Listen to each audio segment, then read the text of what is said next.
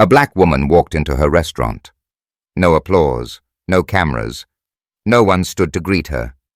And yet, somewhere behind the swinging kitchen door, a girl was crying like the world had forgotten her.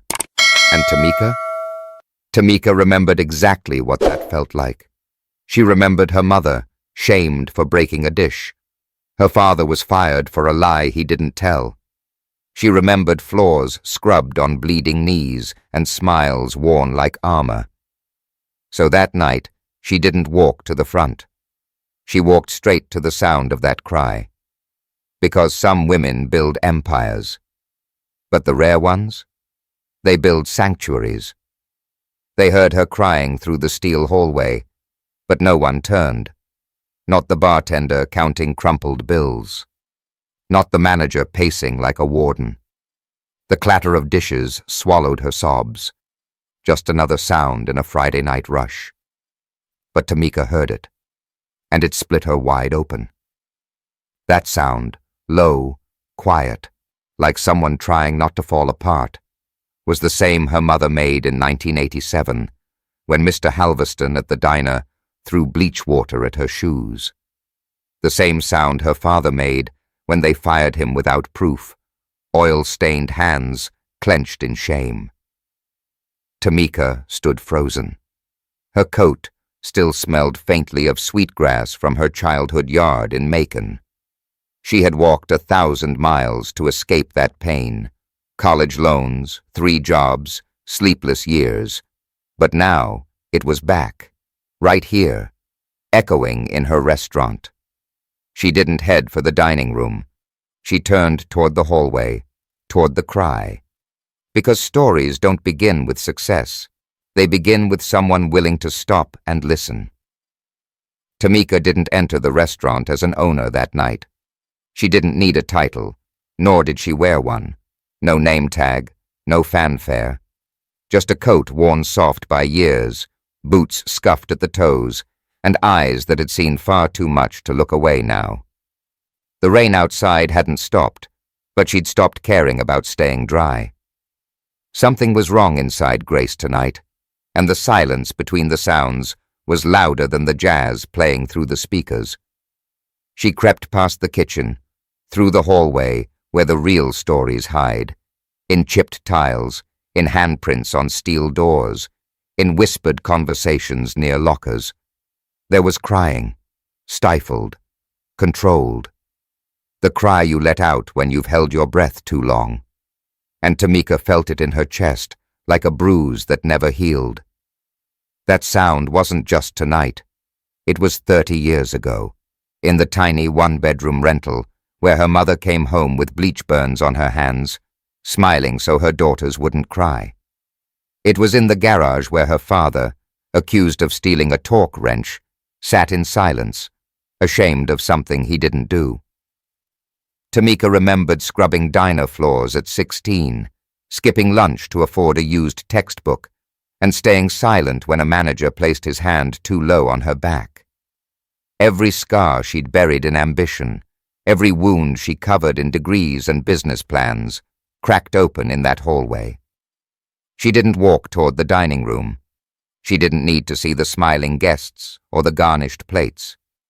She turned, slow and sure, toward the sound of breaking. Because something told her what Jasmine was feeling, she had already lived. And if she let it slide tonight, she'd betray the very path that got her here. This wasn't a story about ownership. It was about memory, about legacy, about the exact moment a woman decides that silence is no longer a survival tactic. And though the guests kept laughing and the kitchen kept firing orders, something fundamental was shifting. Beneath the floorboards, between the walls, in the soul of the woman who built this place. That's when the story truly began. Not with food, not with fame, but with a cry in the hallway, and a woman who refused to walk past it. Tamika had heard that cry before, not just in that hallway, but in her bones. It was the cry of people who'd run out of choices, people who couldn't quit because the rent was due, who couldn't speak up because the person they feared signed their paychecks, feared them. It was a cry soaked in exhaustion, not just from one shift, but from a life lived in constant negotiation with dignity. She saw Jasmine hunched near the locker room bench, trying to shrink herself. The way her shoulders trembled, the way she clutched her apron like a lifeline. Tamika had been there. And maybe that's what hurt the most. She knew this wasn't about a stormy night. It wasn't about one angry manager. It was about something more profound, something rotten. A system that lets intimidation hide behind policy and silence be mistaken for consent. That hallway wasn't just a hallway anymore. It became a mirror. Tamika thought of all the times she kept her mouth shut. The time she saw a co-worker falsely blamed for a register error and didn't say a word because she couldn't afford to lose her job. The time her uncle was let go without cause after speaking up about safety violations. The time she saw her mother swallow an insult from a customer and respond with a trembling voice, saying, "Thank you." This wasn't just Jasmine's moment. It was Tamika's reckoning. She had built Grace with the hope that it would be different, a sanctuary where hard work was honored and people weren't disposable. But hope alone wasn't enough. Not anymore. Not when her silence now would echo louder than any injustice she had once endured. She stepped forward, not just as an owner, but as a witness. Tamika didn't see a broken employee. She saw a breaking point, a chance to say, "Not here, not ever again, finally." She would speak, not just for Jasmine, but for every voice that had ever been ignored behind swinging kitchen doors and fake smiles. Because this time, the silence wouldn't win. She wouldn't let it. Tamika didn't hesitate. She walked straight to the office, her boots echoing down the hall like a verdict. Rick, the night manager, stood by the hostess stand, arms crossed, eyes scanning the room like a prison warden. He didn't see her coming. He never saw her as a threat. That was his first mistake. "Rick," she said evenly, "let's talk. Now." He turned, surprised. "Can it wait?" "No," she said. "It can't." Inside the office, the walls were lined with time cards and outdated safety posters. Rick leaned back in the chair like he owned the place. Tamika remained standing. She didn't raise her voice. She didn't need to. "I heard what you said to Jasmine. I know what you've been doing." He shifted, defensive. "I run a tight team. Some folks can't handle pressure." "You don't run a team," Tamika replied, voice steady. "You rule by fear, and that ends tonight." She handed him a termination letter already signed and dated. She had written it the moment she decided silence wasn't protection. It was betrayal. Rick sputtered, reaching for excuses. But Tamika had seen enough. Too many leaders let things slide. Too many looked the other way when people were broken by the very jobs that paid them. She wouldn't be one of them. As Rick left the building, Tamika gathered the staff. They stood there, tired, confused, expectant. She looked at them not as workers, but as witnesses, as people who deserved more than just a paycheck. "This restaurant doesn't just serve food," she said. "It serves people, and no one should ever be afraid to come to work." There were no cheers, no applause, just silence, the kind that settles when truth is finally spoken aloud. In that moment, Tamika didn't just fire a manager. She fired a culture of silence, of endurance, of surviving instead of living. And in doing so, she took the first real step toward the kind of place she had always dreamed of building. A place where voices weren't just heard, but honored. The next morning, the air inside Grace felt different, quieter, heavier. as if the building itself was exhaling after holding its breath too long.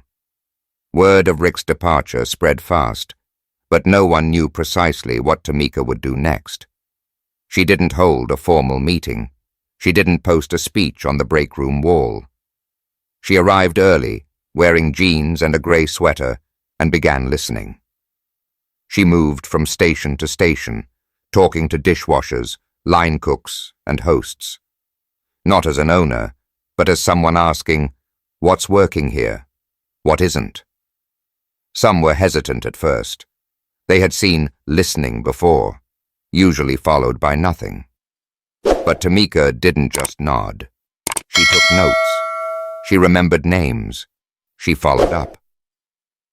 By the end of the week, changes began to appear, not as a grand announcement, but as quiet corrections in all the right places. The schedule board was rebuilt with input from the staff. Breaks were reinforced by policy. A mental health counselor was contracted to come twice a month, anonymously, no questions asked. Tip reporting was made transparent. Shift leads were rotated weekly to avoid power hoarding. And on the staff room bulletin board, a handwritten message appeared in Tamika's script. "Your voice matters. Your work matters. You matter." People noticed. They started showing up early, not because they were afraid to be late, but because they felt seen. Tamika wasn't chasing perfection. She was planting trust.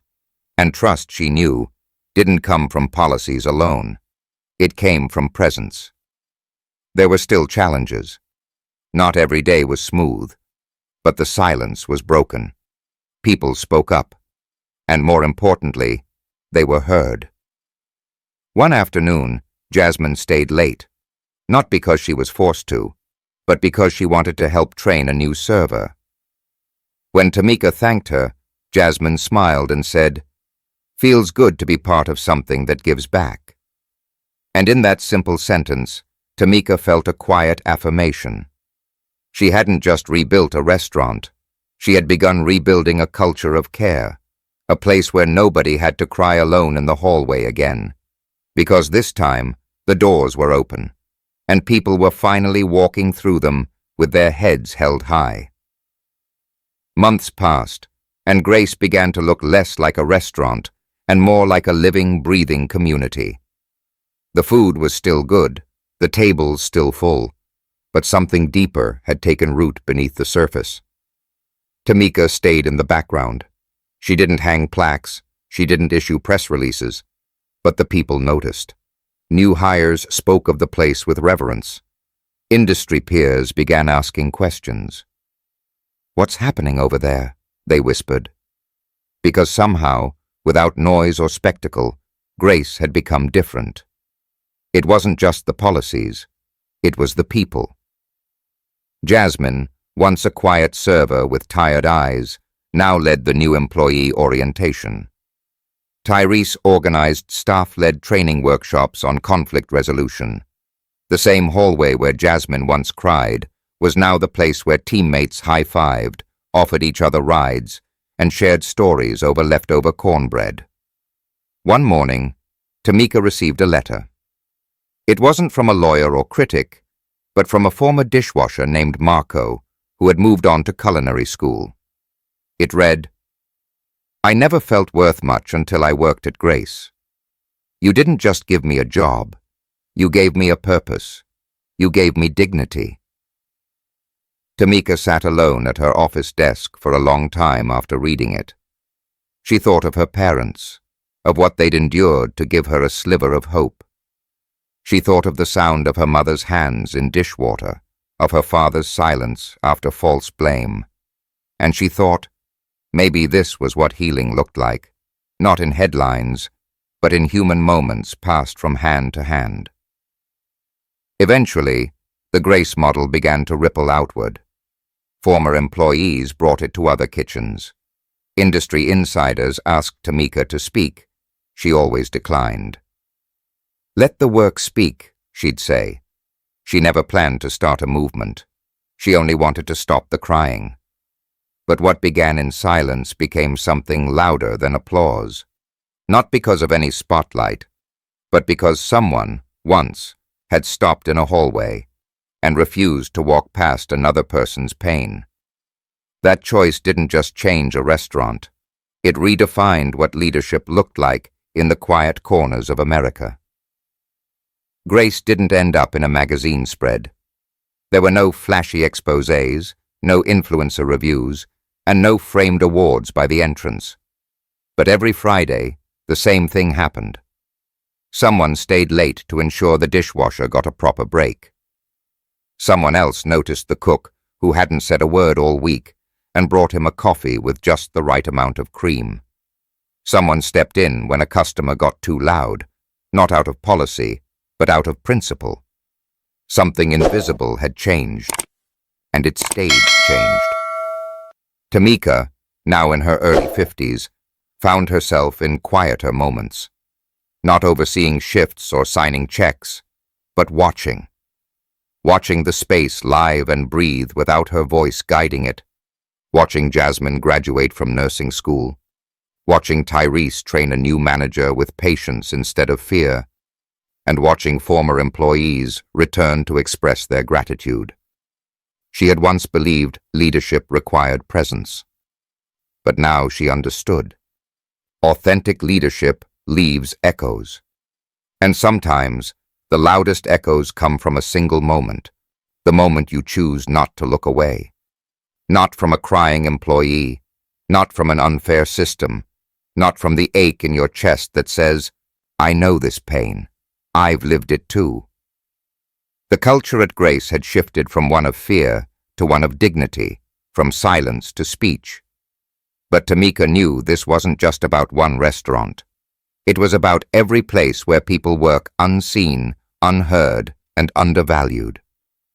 She thought of the people out there still enduring, still wondering if speaking up was worth it, if anyone would care, if anything could make a difference. And what about you? Have you ever stayed quiet because it was safer than speaking up? Have you ever watched someone suffer, knowing you could say something but didn't? What would it take to change that next time? Tamika never wanted to be a symbol. She didn't want another girl crying behind a steel door, believing no one would come to her aid. Maybe the lesson isn't about being a hero. Maybe it's just about being the one who stops, who listens, who says, "Not here, not this time." Because sometimes, the most powerful thing you can build isn't a business. It's a place where people don't have to shrink to survive. And maybe, that's the kind of legacy that lasts. Tamika never sought credit. She never stood behind a podium or posted hashtags. But what she started inside that hallway, the moment she stopped, turned, and chose not to walk past pain, had begun to ripple far beyond the four walls of Grace. Jasmine had graduated from nursing school and now worked at the county clinic just a few blocks away. Every week, she wore a small pin on her scrubs, a simple silver G shaped like a spiral, Grace in motion. Tyrese had taken over day-to-day management at Grace, and his first hire was a young man who had been turned away from 3 restaurants because of his record. Tyrese said, "We don't judge where you've been. We care about where you're going." Former staff, now scattered across the city, carried Tamika's quiet philosophy into other kitchens, hotels, and hospitals. No press release had gone out, but a culture had shifted because people remembered how it felt to be seen. Tamika, meanwhile, spent her mornings writing, not memos or reports, but letters, handwritten. Some of the former employees, some of the business owners she admired, some of the young women reminded her of Jasmine. She called it the practice of witness, bearing witness and offering solidarity, not fixing, not saving, just not ignoring.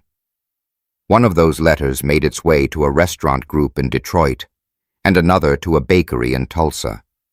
Soon, people began writing back and sharing their own hallway stories, their moments of almost looking away, and what happened when they didn't. It didn't take long before someone asked her to speak at a conference. She said no, not because she didn't care, but because she believed something else. The best change doesn't come from microphones, she told Tyrese. It comes from whispers passed quietly between people who choose to see each other. And that whisper had become a hum.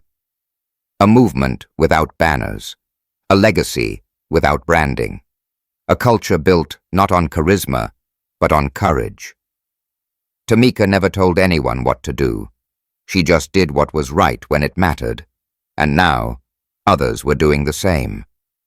Years later, Grace remained just a restaurant to those passing by, brick walls, warm lights, laughter inside. But for those who'd worked there, who'd sat in its quiet corners or walked its long hallways, it was something more. It was a place where something invisible had once shifted, where silence had been replaced by choice and fear by dignity. Tamika never became a public figure. She didn't want a non-profit in her name, didn't seek invitations to panels or galas. She maintained a low profile, just as she had always done. She walked the aisles of the restaurant like a mother walking through her child's school, not in control, but protective, watchful, reverent. She knew most people wouldn't see it, the depth of what had changed. But she didn't need them to, because the right people did. The woman in her 50s, who had waited tables her whole life, finally asked for 2 days off without fear. The teenage boy, working his first job, and having learned what leadership looked like by watching Tyrese, did not flinch when conflict arose. The cook who confided in Jasmine, not just about a new recipe, but about his father's drinking. It was all still happening, quiet revolutions. Tamika kept a notebook now, dog-eared and stained with coffee rings. Inside it, she wrote down moments, not prophets or projections, moments. She called them proof. Proof that care had currency, that people could change, that when you give someone space to breathe, they'll often surprise you with what they grow into. Her legacy wasn't a building or a brand. It was the feeling someone carried with them long after their shift ended. The way they stood straighter, asked clearer questions, walked into new jobs and said, "That's not how we did it at Grace," with just enough pride to be heard. She never told her parents what she had built. They were gone before Grace ever opened. But sometimes, late at night, when the dining room had emptied and only the dishwasher hummed, she would sit near the back booth and think of them. Her mother's hands, scrubbed raw but gentle. Her father's quiet endurance, bent but unbroken. And she'd whisper, not for anyone to hear, but to feel it said, "I kept my promise." Because Tamika had always known, true power doesn't shout. It doesn't shine. It doesn't seek. It endures. And in the end, it leaves behind something far more lasting than applause. It leaves behind grace. The night was quiet, and Grace was closing. The final plates were cleared, the floor mopped, the kitchen lights dimmed to a golden hum. Tamika stood alone in the dining room, watching her staff finish the day not with haste, but with ease. The kind of rhythm that only exists when people know they're safe. She looked around the room, not at the tables or chairs, but at what they held.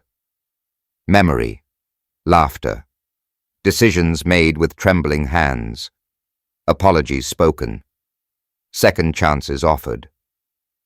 It was a quiet room, but it echoed with hundreds of small human victories. There were no headlines written about what happened at Grace, no plaques, no national campaigns. But the people who had passed through its kitchen, its booths, its back hallways, they carried something with them now. An understanding. You can run a place with rules, or you can run it with respect, leading through fear or presence. That power used quietly is often more lasting than power shouted. Tamika hadn't just built a restaurant, she had modeled a way of being. And like all things done well and without fanfare, the impact revealed itself slowly. One of her former line cooks started his cafe and told his staff on the first day, "If someone's crying in the break room, don't keep walking. That's your moment to lead." Another opened a bakery that offered paid internships to women coming out of incarceration. When asked why, she said, "Because someone did for me what no one else ever did. She saw me." Tamika occasionally heard stories like that. Not many, not all at once, but enough to know that what she created didn't stay put. It traveled, it seeded, it grew. And she had done it without applause, without branding, without asking for anyone's attention, but giving hers completely when it mattered. There's a kind of power in that, a legacy that hums instead of shouts, a grace that doesn't demand to be noticed but refuses to be forgotten. As Tamika locked the door behind her that night and stepped into the stillness of the Georgia evening, she didn't feel pride or nostalgia. She felt peace, because she knew the echo would remain, not her name, not her face, but the culture she left behind, where people stood taller, spoke louder, and never again walked past the sound of someone breaking. Not if they learned from her. Not if they remembered what grace really meant. It wasn't the policies or the staff meetings that people remembered most. It was the sound. That first quiet, heartbreaking sound of Jasmine crying in the hallway.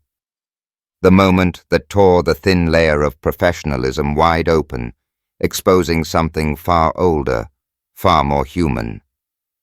Pain, fear, silence. And the way Tamika turned toward it, not away. That sound had lived in every kitchen, every stockroom, and every back alley door, where someone tried to hold their dignity together after being belittled, ignored, or pushed. It was universal, and for too long, it had been normalized. Tamika changed that, not with speeches, but by refusing to pretend she hadn't heard it. She made it safe to name things, to say, "This isn't okay," to say, "I need help," to say, "I matter here." Years passed, but that moment remained the true genesis of grace, not the grand opening, not the design plan, not even the menu. It began the moment one woman stopped walking and turned back toward the pain. And because of that, the silence that had shaped generations was broken. People carried that moment with them, into the next restaurant, into the next job, into the homes they built and the families they raised, in the way they treated others, especially when no one was watching. The most powerful legacies aren't built in the light.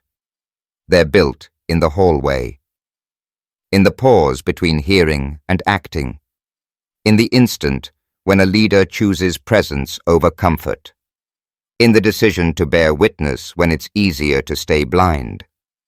Tamika didn't leave behind wealth, buildings, or fame. She left behind a blueprint of courage, a reminder that you don't need a microphone to change a life, just enough stillness to hear what most people ignore. Because behind every system that needs fixing, behind every policy, every paycheck, every uniform, there is still, first and always, a human being.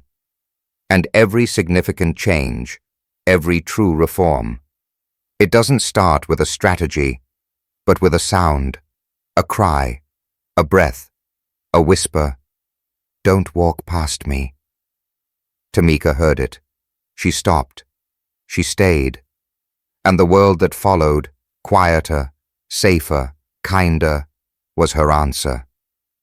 That is where the story ends. That is where the next one begins. Not in shouting, not in glory, but in choosing to listen. They say change begins with a roar, but sometimes it starts with a whisper, with one quiet cry behind a metal door and the choice of one woman to stop, turn, and say, "I hear you." Tamika didn't lead with a title. She didn't lift others by standing above them. She lifted them by remembering what it felt like to be unheard. And maybe, just maybe, that's what authentic leadership is.